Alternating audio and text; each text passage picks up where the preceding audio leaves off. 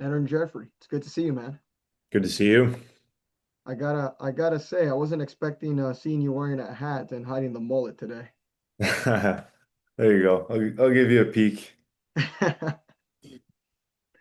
I gotta give you a compliment on that. I'm sure you usually get that. What's harder, going through a 5 minute fight or going towards or keeping that mullet looking stylish for you?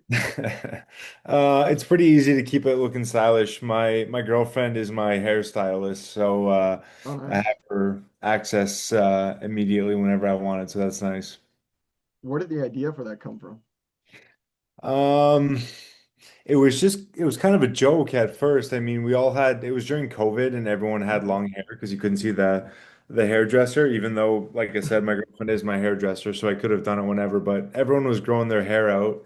Yeah. And it was just getting so annoying in the gym, like getting in my face and shit. And I was like tying up a little ponytail on top and it looked stupid. And I was like, you know what'll be funny? I'll do a mullet for a bit. And the first time I fought with it, the commentary kept talking about it. They were calling me Trailer Park Trudeau. That was the Prime Minister of Canada at the time, Justin Trudeau. And I guess I look like him. So they were calling me Trailer Park Trudeau. So I kept it for a bit and it just kind of caught on and became my identity. And yeah, here we are like 6 or 7 years later. I must say I saw a photo of you on the internet without a mullet, Yeah, and I was like, whoa, that guy looks totally different. it's crazy. Yeah, I know. Yeah, those COVID times. You know what's funny about well, not funny about COVID, but I was one of those people that did the whole buzz cut, bro, just because of the fact that I had no idea what the heck I was doing. Hmm. It's crazy Yeah, how we go from the way sports was being conducted during that time, right? There yeah. came a point where I never thought we'd be back to this. Did you think that? I didn't know what to think, man. But what's crazy is I fought 3 times during the lockdown. Oh, Uh, damn. I fought, when did the lockdown start? It was like March or Yeah, something. March like 20, I think it's 2020 or 2021. I can't Yeah, remember. and I fought in August, which was like kind of the peak of everything. And my fight was in Florida, in Miami, and Florida was supposed to be like the worst spot in the world. And Yeah. Canada had very different restrictions than the US. So people here thought I was so crazy to fly down to Florida in the midst of all this. But yeah, I fought 3 times during it. I stayed pretty active, but yeah, it was a strange time for sure. Well, moving on from that, it was really good to see you have a fight week. You're coming off a win. You did the media, the weight cut. I'm not sure how fun that is for you, right? But you're doing a lot of media and you were able to fight and got a win. How has fight week changed for you from now from when you actually made your pro debut? That's a good question. I mean, usually for most guys early in the career, you're not doing media and stuff, so you're not really getting your hotel and your travel paid for very long, if at all, right? Like maybe they're gonna pay for a hotel for like one night for you, like the night of the weigh-in. So you typically wouldn't be there for that long. So usually I would just be at home, like doing my regular thing on fight week, but. Now there's like media and like photos and signing posters and all this shit, right? So they want you there pretty early. They want to be there Monday, and I went down the Sunday, so I'm there for just about a full week. So that's quite a bit different, but I like it, man. It's pretty relaxing. It's like one of the only times of the year that I feel like I can truly relax. Like you're tapering, so. It's like a one time that I feel like I'm actually not allowed to train during the year. So I like it. You chill in the hotel room, you watch shitty TV, do a little bit of media, hang out with the boys. That's fun. So you find it relaxing. I find it relaxing. Yeah. Now, going from that, right? It's crazy, right? Because, you go from not doing so many interviews to now everyone wants, 5, 10 minutes of your time. How do you manage all that as a fighter? Yeah, it's not bad. I mean, obviously, like I did to you, I tend to mix up my schedule and mix up the times or completely miss the interviews. That happens pretty often, but it's not bad, man. It's like especially if it's fight week or the week after the fight, there's not a ton going on, like I said. So to make a few minutes in the day to do something like this, it's just talking to someone that has similar interests, right? So it's not bad.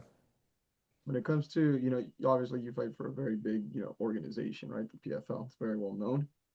What's a misconception do you think that people have about fighters like yourself that fight for such a big organization?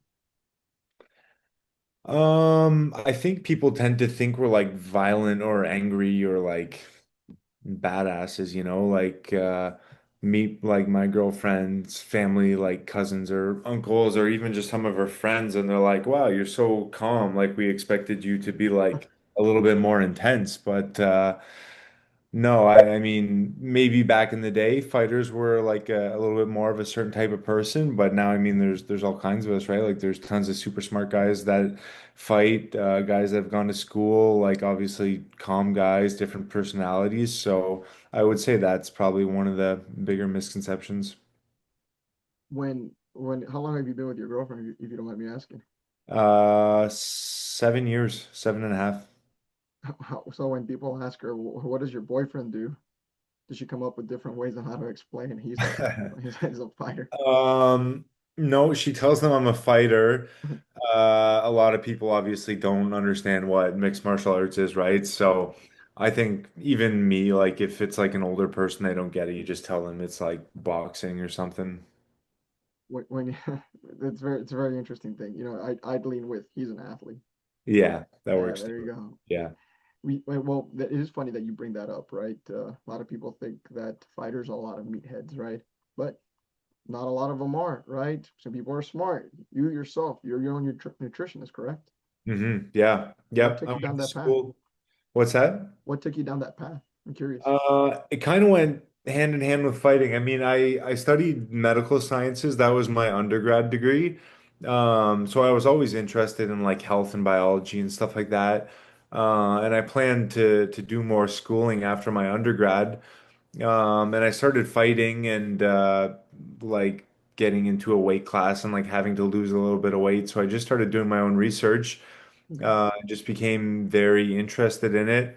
Um, Again, I was already studying something kind of similar, and then I started to choose like more nutrition classes in my electives, and I did like some directed studies courses where I could kind of choose my own subject matter. And then I took a nutrition certification after. Um, and yeah, just kind of, I guess they grew together like hand in hand. What drew you to MMA? I think just being like a young rowdy boy when I was in high school, like kind of getting in fights like at parties or whatever and being interested in that sort of stuff and watching like street fight videos like Kimbo and stuff. And UFC was kind of growing at the time and started watching it and I was like, man, this stuff's pretty cool. I think I would like to start training. And I just started as a hobby and it kind of grew. You grew up in Canada, right? Canada, right? Yeah. It's crazy to see the Canadian MMA scene take off because Yeah.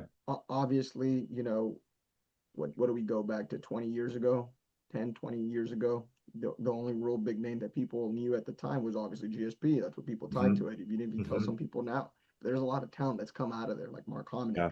out there. How crazy is it to see the sport evolve from what it was then to now? Yeah, it's cool, man. Especially right now, like the gym I train at in Canada, Niagara Top Team, it's huge. Like you watch UFC and you hear them talking about Niagara Top Team and talking about the fighters we have at our gym. So yeah, it's cool, man. It's good to put us on the map again. How does it work? So when you go in and train, what's a day look like for yourself as a pro athlete? So we have our pro team practice in the morning at 11 a.m. and that's usually an hour and a half, maybe 2 hours. Um, Sometimes like it can be a big group but it's definitely less busy in the gym at that time. I'd say on like a busy pro day we have maybe 30 guys there. Some guys come from other gyms too. And then on a slower day we have like 8 or 10 guys at practice. So yeah, morning practice at 11 a.m. and then usually go in the evening for some like drilling or something lighter around 4 or 5 p.m. With just like a couple guys, and the gym is like packed at that time. That's when there's like kids and rec guys and everything. So yeah, there's tons of people in the gym. But yeah, usually one morning session, one afternoon session, most days of the week. Train 5, 6 days a week.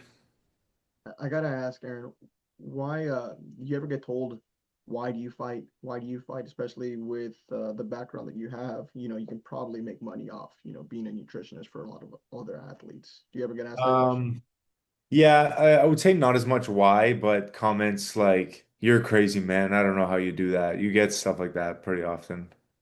You do? Yeah. Oh yeah. There's this guy, I train in Florida like 3, 4 months of the year, and there's a guy who's my neighbor down there. And every time I see him, he looks at me, he goes, "You're fucking crazy, man. I don't know how you do this shit." Every single time. I've met the guy like 20 times, and every single time, "You're fucking crazy, man. I don't get it." I mean, do you know more than that, more than just in passing? Like I've had a few conversations with him, but no, I don't know him very well. What do you like about being in Florida? Well, the gym is sick. Obviously, it's Kill Cliff, like one of the best gyms in the world. So there's tons of good training partners there, coaching staff, everything. And also, I live in Canada, and it is very cold for a few months of the year. So to be able to escape that and go down to Florida and be on the beach with palm trees Yeah, and stuff, and get very good training in, it's pretty nice. I cannot do cold, man. I cannot Yeah, do the cold. I've been to Ohio. yeah, I think it was like 10 degrees. You have to understand, I'm from Texas. yeah. So like if it's 40 degrees, man, Oh yeah, and there's a little bit of like a threat to like, ice on the road, I'm yeah. canceling school Oh real quick. yeah. Shit Yeah. falls apart down there, eh? When you guys get snow. Yeah, Yeah. we had a freeze a few 4 or 5 years Wasn't ago. there a bunch of snow Yeah. recently, like in northern Texas? I'm not sure. So I'm from like south. So I don't know if you've ever heard of Padre Island. Padre No, Island. no. Probably never have. But so I'm around down there. So it's like deep in the south. Deep in the It's hot south. as hell. It is hot. Like And year round pretty much, right? Like even in yeah, the for winter the it's most warm. part, Yeah. 50 degrees. You do not want to see me in 50 degrees, man. I'm Yeah. shivering. Yeah. You probably laugh at that. You probably walk out in shorts. Oh yeah. Especially in the winter, if it gets like a little bit warmer in the winter, everyone's outside in like shorts and t-shirt. Like this is awesome. It's insane. Now, the sport, the sport itself, right? You've been through some hardships. The sport of MMA, outside looking in, from the outside looking in, it's not easy. I've been told that by a lot of fighters. There's a lot of hardships. Can you talk to me about a time where your will was really tested? Not in a fight, but outside. Um, yeah, something very recently actually. I had a shitty injury last year that I won't say on record, but yeah, it was bad, and I had a couple doctors tell me not to fight again. So I was like, well, this is multiple doctors that have told me that, so I guess I'm done. I would be stupid to not listen to that advice. So I didn't make a official announcement or anything, but in my head I was retired. Like I told everyone, I don't think I'm gonna fight again. I started working on my nutrition business, trying to get more clients, trying to make money in other ways. And like 4, 5, 6 months went by, and I wasn't happy with my decision. I didn't feel like I was able to move on, so I decided to fight again. I had a fight booked. I had like a 3 month training camp, and it was going great, and I felt awesome. And then 2 weeks before the fight, I tweaked my knee, and it swelled up bad. Like I couldn't even walk for a couple days, and I was like, "Fuck!" I was retired. I came back. I put in this camp. I was feeling so good. I'm 2 weeks out, and now I can't even walk. Like there's no way I'm gonna fight. Um, and yeah, it was dark, man. I was not good for a little bit. Thankfully, it like I don't know if I'm like Wolverine and I my injury healed up so fast or whatever, but the inflammation went down and it became manageable. And obviously, I fought and I won, so it all worked out. But yeah, there was a rough spot there for a few days. Was it mentally hard for you? Was it the hardest Oh thing you've yeah, done? it was up there. I mean, when my injury happened last year and I thought I had to retire, that was like kind of longer term. Like that really sucked for a while. Like kind of like an identity crisis. Yeah. But then when this knee injury happened a couple weeks ago, it was like acutely like it felt like the worst thing that has ever happened to me. What goes through your mind? Does your career flash through before your eyes? Do you just think about your family? What kind of stuff goes through your mind? Yeah, everything, man. Like it kind of brought back stuff from the past injury, but Yeah. obviously us as fighters, this is like how people know us, right? Like they know us as fighters. We've done it for a long time, most of us. Like it's my career. It's like it's most of my life. All my friends do this. My whole life kind of revolves around it. So I know the day is going to come one day to move on, but yeah, it's hard, and you see that with like big name guys too, like Dustin Poirier having trouble right now. Like it's hard for people to move on from this life. What ultimately gave you the confidence in your mind? Or do you think it was just you being stubborn, stubborn and I think it was dedicated to the just being dream? stubborn. Yeah. Yeah. Um, yeah, again, it's like hard to move on. So when my injury happened last year, I was like, I'm not going to do any striking because I don't need to spar now and get punched in the head if I'm not going to fight again. So I was only grappling and I was retired, but I was going into the gym and grappling like twice a day as if I was still an athlete, right? So Yeah. I think it's like stubbornness and probably just even routine, man. Like to completely switch up your routine is hard. You've had some really good moments in when you fought in your fighting career. Where do you put the one against Josh Silveira for you, given what you've had to overcome? Yeah, it's up there for sure, man. Just to get to fight week felt like an accomplishment after everything I went through, especially with like the recent injury right before. Like just to be there on fight week and check in and like do some media and stuff, I was like, man, thank God. Like what a road to get back here. So yeah, to fight and get the win, it was special. What would you say is the biggest accomplishment for yourself? Hard to say, man. I don't know.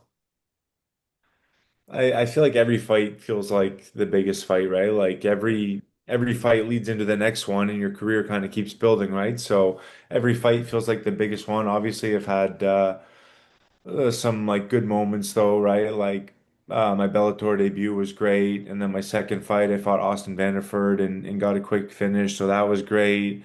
Um, this last one felt very good for different reasons.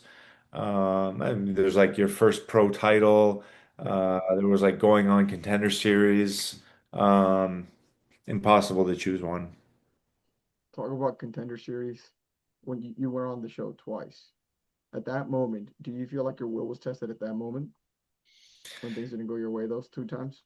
The second one for sure. The first one I was pretty young and like early in my career, so it felt like this is okay. I can like work my way back. But the second time it was like a long road to get back. I was just about 30 years old and then I lost again. So it felt like that felt like a moment too where I was like, well, I think I need to choose a different career path because I think I just blew my last shot at this, right? But things worked out. When you look back at your career from this point, what's a moment or something you feel like maybe fans or people don't appreciate about what you've done? Um, that's a good tough question. Like obviously fans don't know about injuries Yeah, and stuff like that and stuff outside, right? So I guess you could say like that type of stuff. Like my last fight, no one's gonna know the story of yeah. what went on behind it, right? But probably with most fighters, if not all of us, like we have a lot of stuff going on in our lives that makes this hard, right? Not only is like training and fighting hard, but I mean just stacking life on top of it and adding in other stuff makes things difficult. So, yeah, I would say something like this last fight, just what I went through. Again, it's going to be unknown, but it was hard. When it comes to like success, right? People talk about happiness, success in life. People have different definitions to it.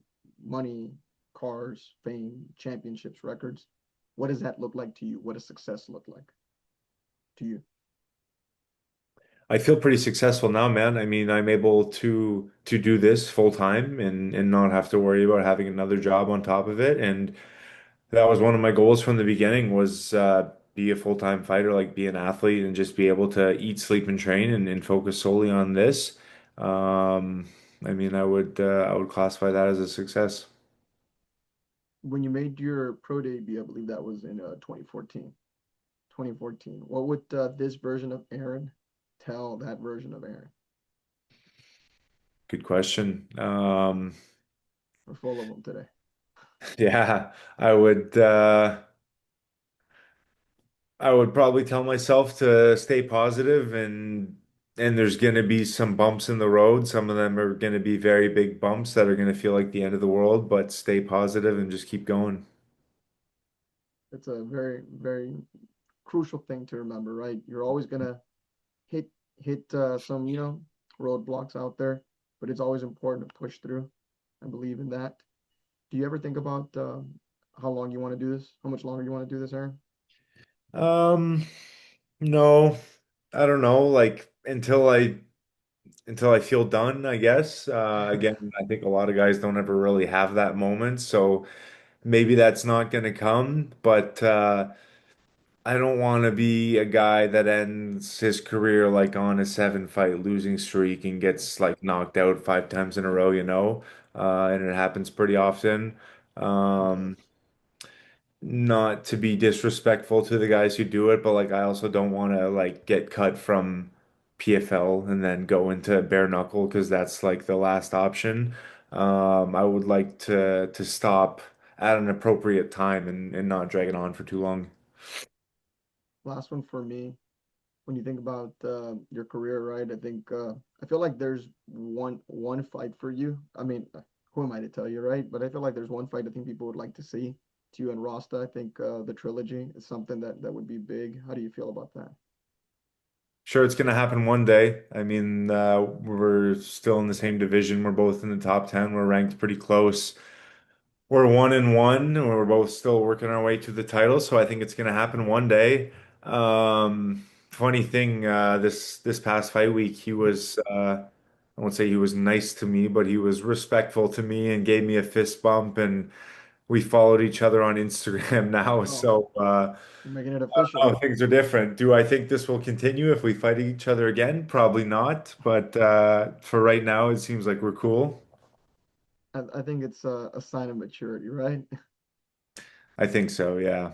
It's hard to keep that up, man. I mean, I would assume like it wasn't really me as much as him, but to be like angry and talking shit to someone for that long, it sounds exhausting. It does sound very exhausting. That's why I enjoy smiling all the time. And with that, Yeah. I'll ask you my last question. Aaron Jeffrey, what are you grateful for today? Um, I'm grateful for life, man. Like I said, I get to do what I want to do. I'm a full-time fighter. I get to do like I chose the career that I wanted to, and I'm able to make it work.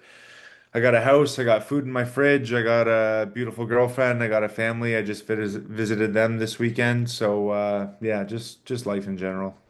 It's awesome, man. Aaron, thank you so much, man. Thank you, bro.